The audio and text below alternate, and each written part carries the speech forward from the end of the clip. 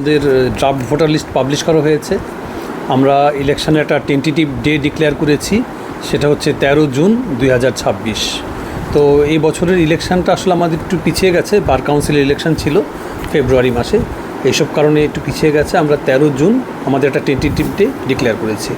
আজকে আমরা আমাদের একটা ড্রাফট ভোটার লিস্টও পাবলিশ করেছি। ফাইনাল ভোটার লিস্ট আমরা সামনেই ডিক্লেয়ার করব, এটা কারেকশন হওয়ার পর।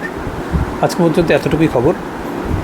আমাদের এবছর যা ড্রাফট ভোটার লিস্ট পাবলিশ হয়েছে তাতে টোটাল 596 জন 596 ভোটার আমরা তালিকা প্রকাশ করেছি। হ্যাঁ, এটা পরে কাটছিট করে কি হয় সেটা দেখা হবে। আমাদের ত্রিপুরা বার অ্যাসোসিয়েশনের যে সম্ভাব্য ইলেকশন 2026-2028, সেটার সম্ভাব্য তারিখ আমরা দিয়েছি 13 জুন 2026। ওই তারিখেই ইলেকশন সম্ভাবনা বেশি যে ওই দিন ইলেকশন হবে। ভোটার বেড়েছে, আগের বার থেকে ভোটার অনেক বেড়েছে। ভোটার যেটা দেখেছি আমাদের 2025 31 ডিসেম্বর পর্যন্ত যতজন মেম্বার ছিলেন তাদেরকে ভোটার লিস্টে দিয়ে দেখা গেছে টোটাল 596 জন আমাদের ভোটার হয়েছে ড্রাফট ভোটার লিস্টে। না, কার্যকরী তো অবশ্যই হয়। এবারও যারা যারা ইলেকশনে দাঁড়াবেন তারা নিজেদের ম্যানিফেস্টো প্রকাশ করবেন এবং প্রত্যেকের বক্তব্য ওনারা বলবেন। যা যা ইলেকশনে হয় সবই হবে।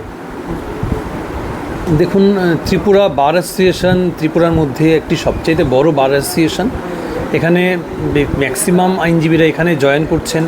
এখানে আইনজীবীদের অনেক সমস্যা আছে জায়গার, মানে ঠিকমতো জায়গা নেই ওদের বসানোর জন্য। আমরা যতটা সম্ভব ওদেরকে প্রোভাইড করছি জায়গাটা বসানোর জন্য, এবং প্রত্যেকটা জিনিসের পানীয় জল থেকে শুরু করে ওদের যা যা ইকুইপমেন্টস দরকার ত্রিপুরা বার অ্যাসোসিয়েশন চেষ্টা করছে প্রত্যেকটা জিনিস প্রোভাইড করার জন্য।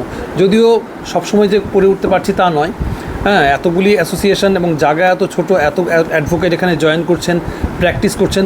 ত্রিপুরা বার অ্যাসোসিয়েশন যথাসাধ্য চেষ্টা করছে ওদেরকে সাহায্য করার জন্য, এবং আগামী দিনেও যারা আসবেন বা সেক্রেটারি হবেন থাকবেন ওনারাও সেই দায়িত্ব পালন করতে থাকবেন, সেটাই আমার বিশ্বাস, সেভাবেই চলবে।